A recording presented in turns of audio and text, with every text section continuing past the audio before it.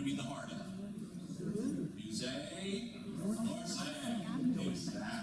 Exactly. Funny how things shake out, isn't it? And there's one of those bronze dancers will keep moving. And I love this painting. I don't know why I put it in, but it's a Degas at the circus, at the Cirque and Miss Lala, who would be elevated way off the ground and she held herself in place by her feet. That's a good trick if you can pull it off. Love it. Well, that wasn't really what I was looking for. But this is Marcelin Dubutan's. This is an etching of Degas. That is what I asked for. But there's this other one that is where he's looking very, very dapper, and with his top hat from the very same year.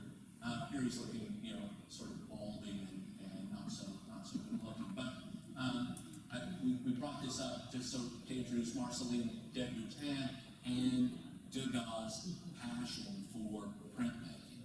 At a certain point in the 1870s, 1878, 1879, he becomes obsessed with etching. And this particular etching is a behaving subject, which will of course be one of his signature things. We're going to pick up the demo a lot. This print went through 22 different states, meaning he changed it, took the proof from it, and reworked it again 22 different times. And those are the 22 variations. And that's how methodically and obsessively he worked the image. He got interested, and Dubutan was central to his work in etching in the late 70s, and he's doing it side by side with Mary Cassatt and with Camille Pizarro. And his idea is that we're going to do a journal. We're going to do a print journal called Le Jour and La Nuit, day and night, black and white. It made perfect sense. But and there's this wonderful letter by Mary Cassatt's mother, when the whole thing falls apart because Degas just can't seem to see anything through, voicing her frustration. He begins to work more and more in monotype again. This is a very beautiful monotype. These things have a quality all their own. And sometimes he would draw with the ink on the plate. Sometimes you would cover the plate entirely with ink and draw the white spots. So that's probably what we see happening right here. When you look at these things, I've blown it up, so it's 6 feet tall. It's only about this big. But when you look at them up close, and you see that the delicacy of the work in that, that literally just kind of playing in ink, they're just so fabulous. And then this is Mary Cassatt. These are a couple of drawings that he gave Mary Cassatt at the Louvre. One where she's a very passionate woman. She's in a day dress, leaning on her umbrella, hand on her hip, looking at something. And the other one, she's looking at her guidebook, and then, she's actually holding a guidebook and then looking up at her work of art. And the authenticity of that moment, I think it's just a sketch. It's just a sketch, but it's so true in its way. And so he traces essentially this drawing on a tracing paper, makes some adjustments to it. And then he also draws Mary Cassatt's sister Lydia, who Mary Cassatt can be looking at the painting and leaning on an umbrella and looking at a guidebook all at the same time. So he makes this drawing, and you can see how the drawing is squared. All of this, the proportions just had to be just right. And they had to be just right because he's going to translate. Notice she's leaning on the umbrella with her right hand. And it gets translated into Mary Cassatt and Lydia Cassatt at the Louvre looking at Etruscan sculpture. And of course, in the print, which would be the reverse of the drawing, she's actually is still leaning on her right hand, but it's reversed because it's an etching. And this etching goes through not 22 states, but it goes through a bunch of states.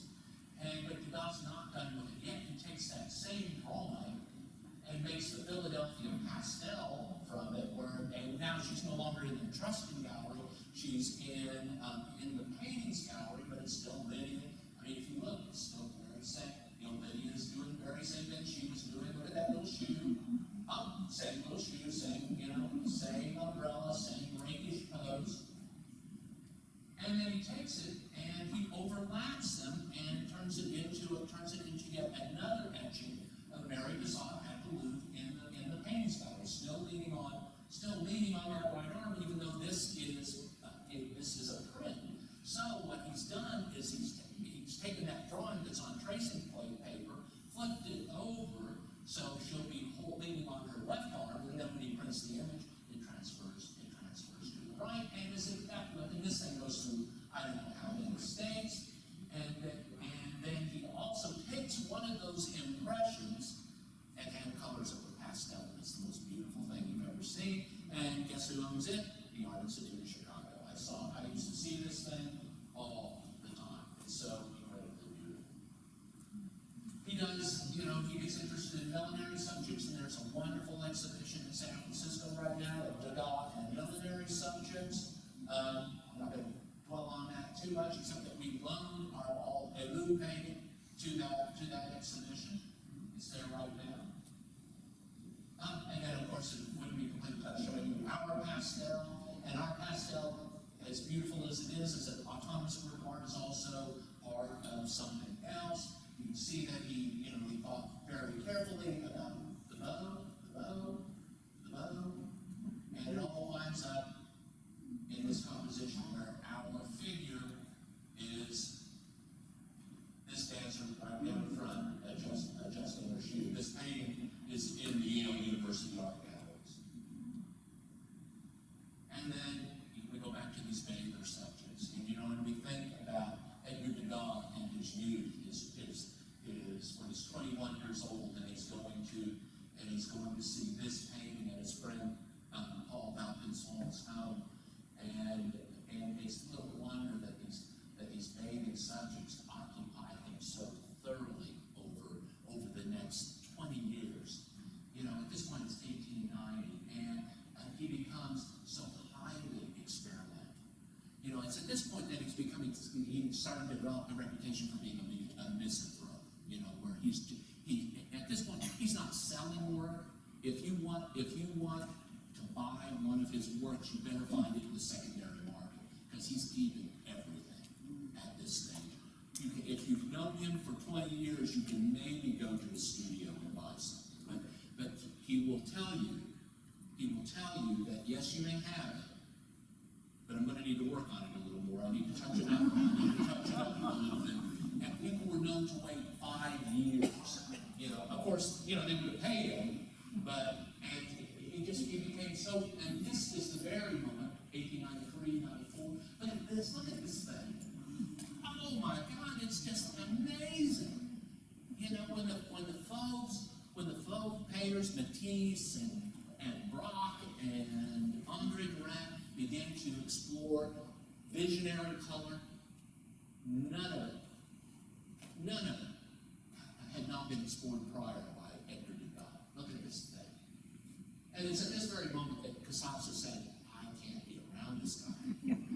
This is somebody now that she's known for 20 years, and no artist could have meant more to her than him, but he's driving her crazy. He's so incredibly difficult on so many levels. It's also at this point that he's fighting with everybody he knows, because at this point, France is in complete turmoil over the case Dreyfus, the case of a Jewish officer in the French army having been accused of treason, wrongly as it turned out. But it split the country.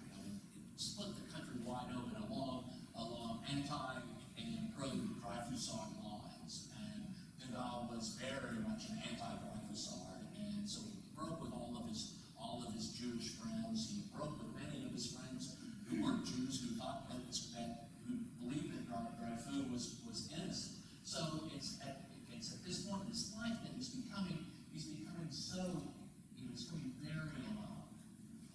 also getting interested in photography. So Degas, when Degas is born, photography doesn't even exist.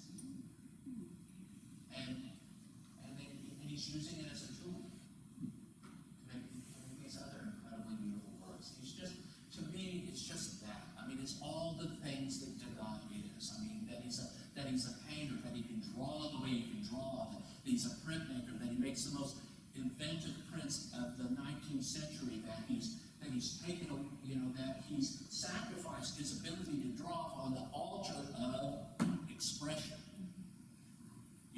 I mean, he could have made paintings just like that first one we saw his whole life. If he wanted to, he absolutely could. He could have painted like anger if he wanted to, but he didn't want to. He wanted his drawing and his painting and his pastel and his photography, for that matter, his prints, whatever they might be, to add up to something different. And that's why he's so brilliant. Frustrating, but brilliant. Remember, we had this pastel here for a few months last year, and the late work gets kind of messy and difficult. And do you remember this? Everybody remember this work? Did you see it? You see that line right there? I mean, that's Degas. That line right there. He's working in this composition. He's working from left to right, and he gets to this point. And it's like, damn, I've run out of space for this line. And so he just patches another piece of paper onto it so he can complete the composition. And no one is going to buy that work. No, at least not in his lifetime. That's not an object that has commercial value. That's not, I mean, it has, it had enough commercial value to go for about $6 billion in 2016. But at the time, it was just him doing what he had to do because he wanted to complete that composition. And the work just gets kind of messier and more beautiful in this way. I think it's just brilliant stuff. And this thing is this. That's Edward Degas right there on film. On people just isn't that incredible? Here it comes again. I don't know how you got around the block somebody. This was in the Degas Millinery Show when I saw it in St. Louis. I must have stood in front of that little piece of film. We don't know.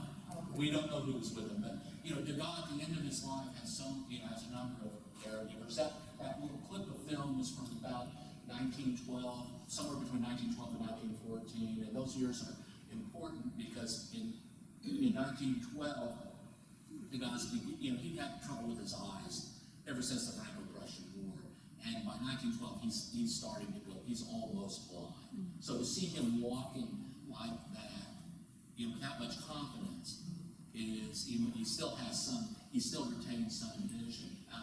By 1914, he could barely see it at all. And in 1912, his friend is Henri Rouard, who was a school friend, and someone he'd known since childhood, and had been a very successful businessman and an artist himself. We owned a painting by Henri Rouard. And he dies in 1912, and his collection is put up at auction. And in 1912, the most expensive work of art sold at auction by a living artist was an Edgar Degas ballet subject that Henri Rouard done.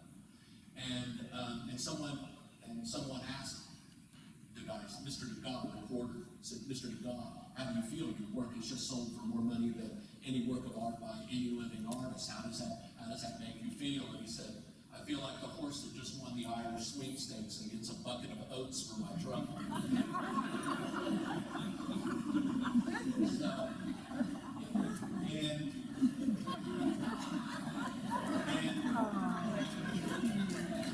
In September of 1917, he passed away himself. And so on whatever day it is, September 27th, I think it is, will be the 100th anniversary of the death of Degas. There was just a small group of people who gathered for his funeral, and one of them was Mary Cassatt, another was Jean-Louis Forain, some of his old friends who were still living, came to the service. The very next year, at the Degas, the sale at Degas Studio contest, took 4 separate sales to liquidate everything. It was 1918, where at the end of the First World War, the worst war anyone could ever imagine, and Paris was not an easy place to get to, but people came from all over to acquire works of art from that sale. So we'll think of Edgar Degas on 27th September, the 100th anniversary of his death. I thank you all very sincerely for coming out.